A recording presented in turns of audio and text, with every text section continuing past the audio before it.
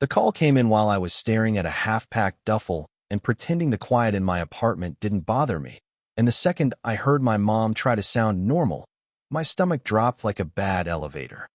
"Eli, honey, it's nothing," she said, light and careful, like she was trying not to wake a sleeping bear.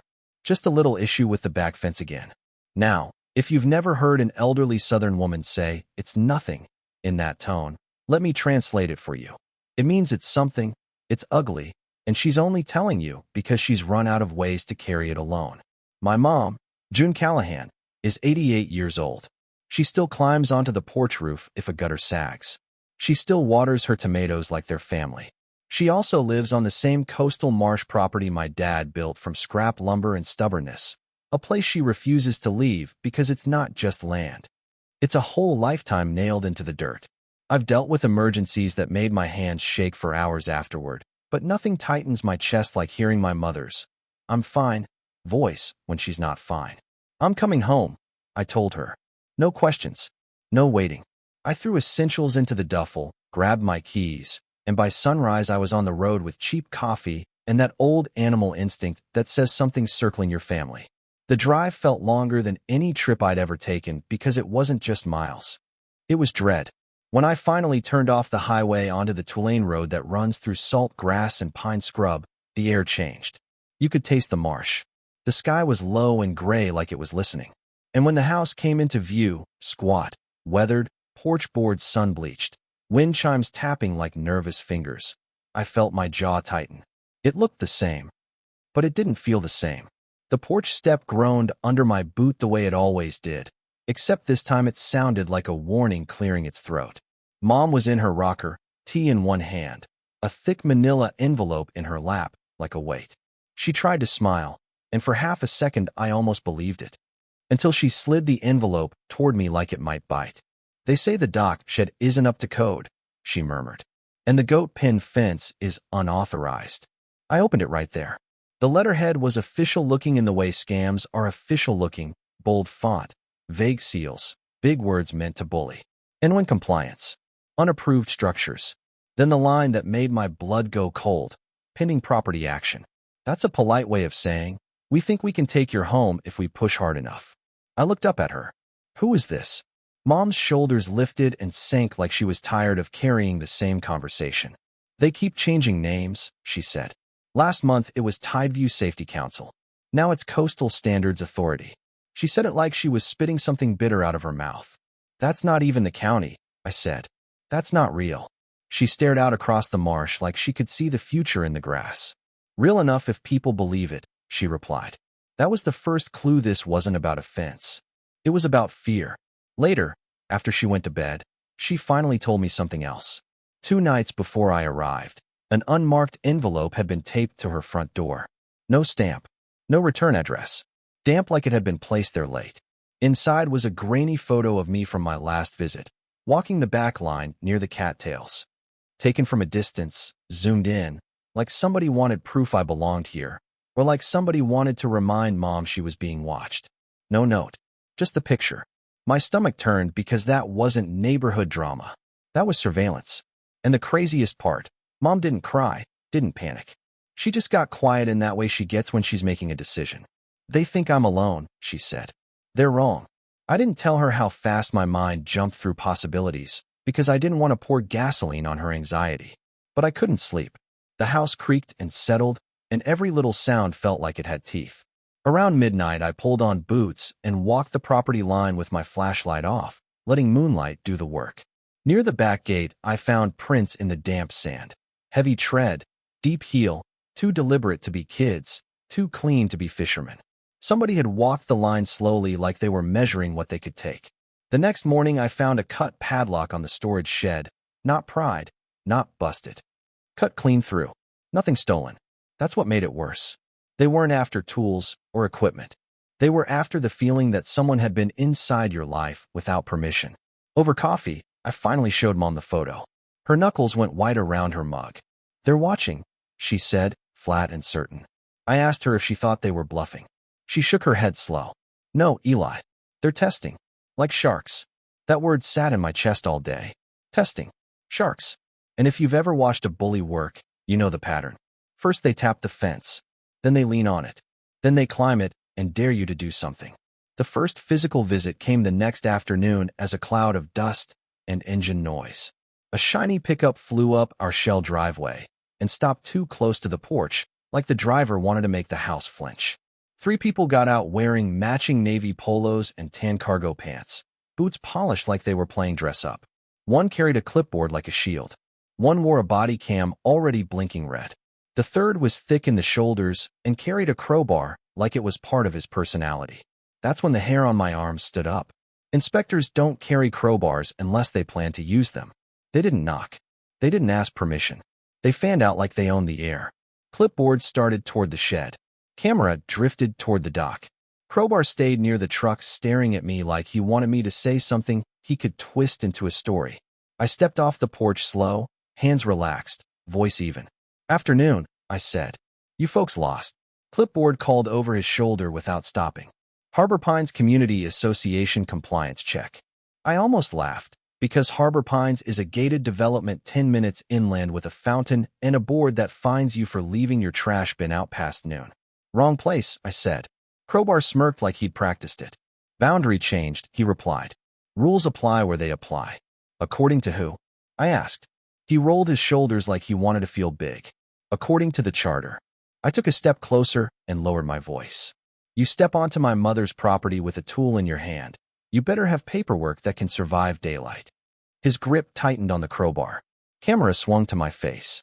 "You're being recorded," camera announced, trying to sound official.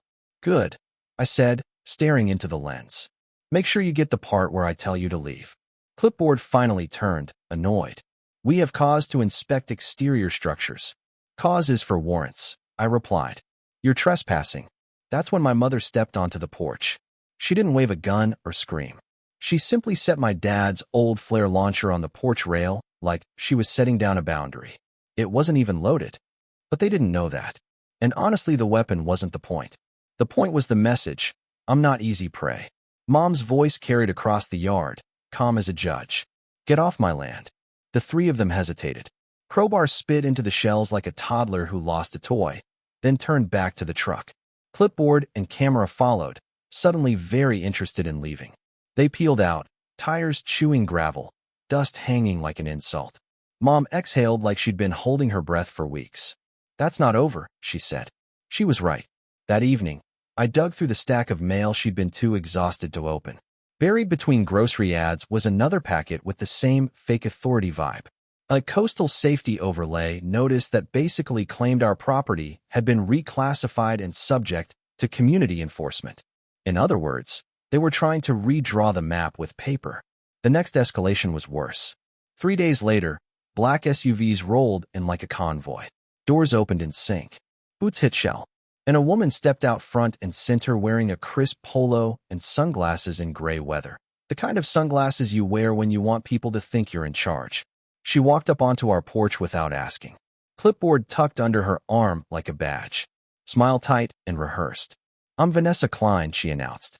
"Per Association Charter Section 11, this property is subject to immediate compliance reinspection."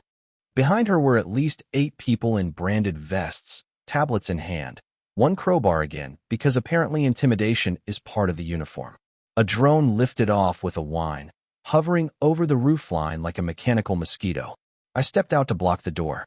"You're not authorized to be here," I said. Vanessa smiled like I was cute. "You're operating under outdated boundaries," she replied. "The overlay was approved last quarter." "Approved by who?" I asked.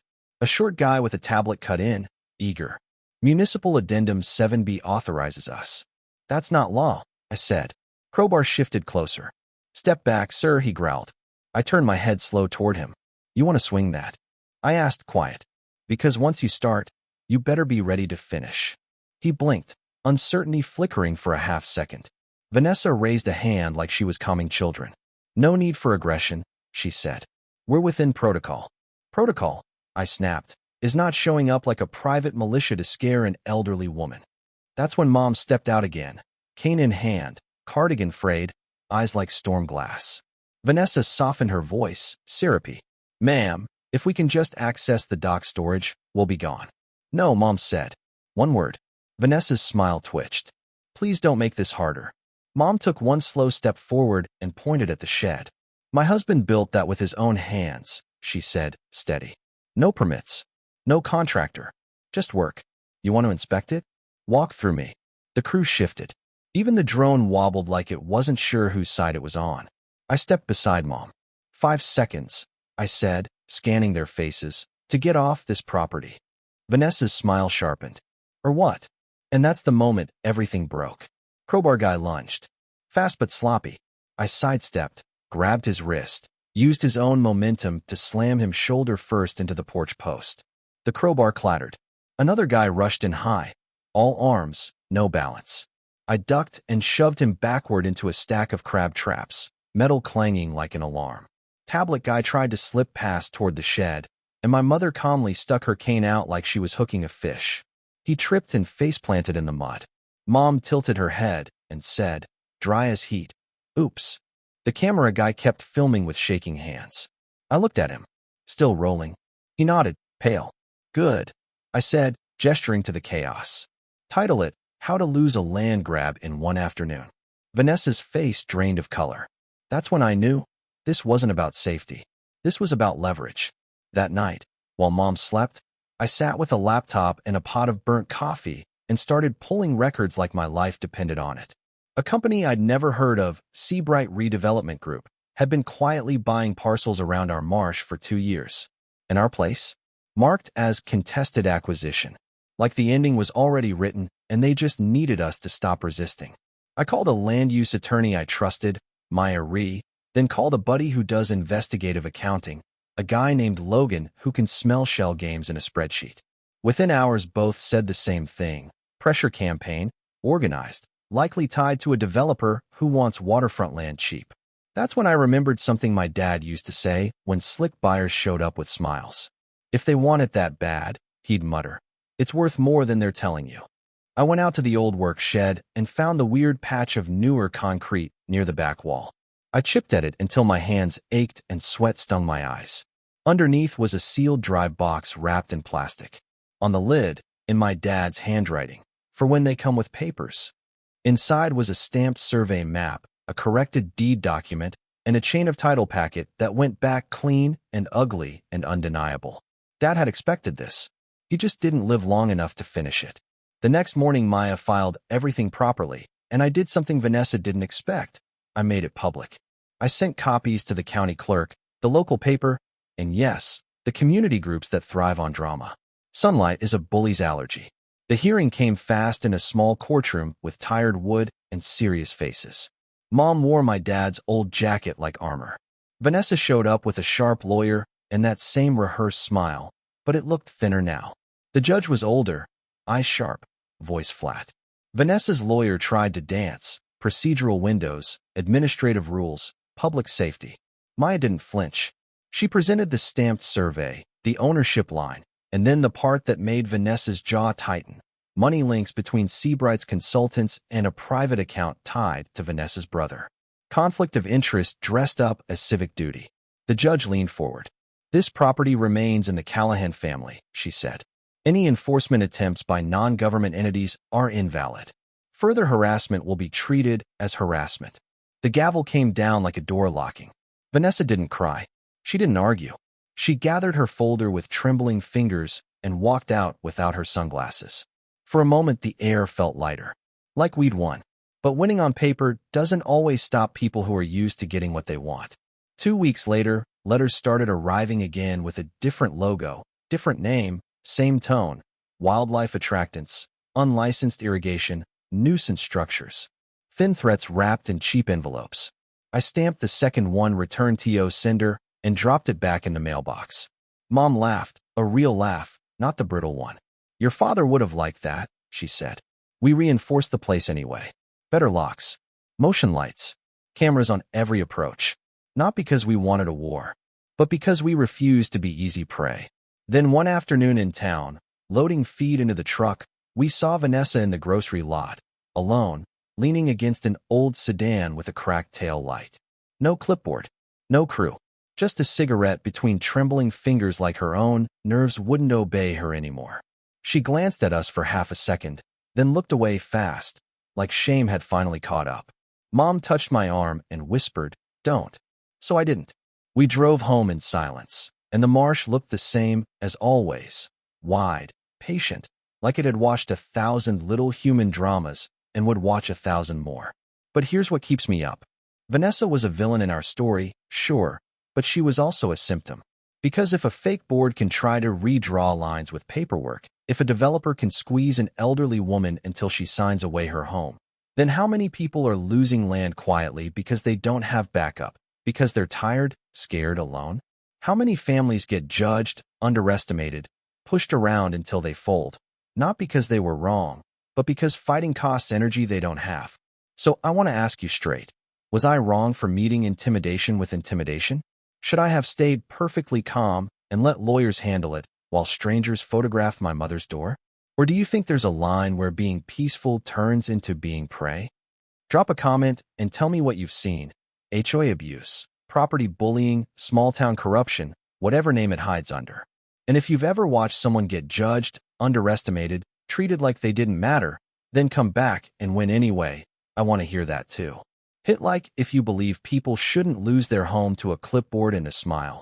Subscribe if you want more stories like this, and tell me in the comments. In a world full of rules, who decides what's right when the rules get used like a weapon?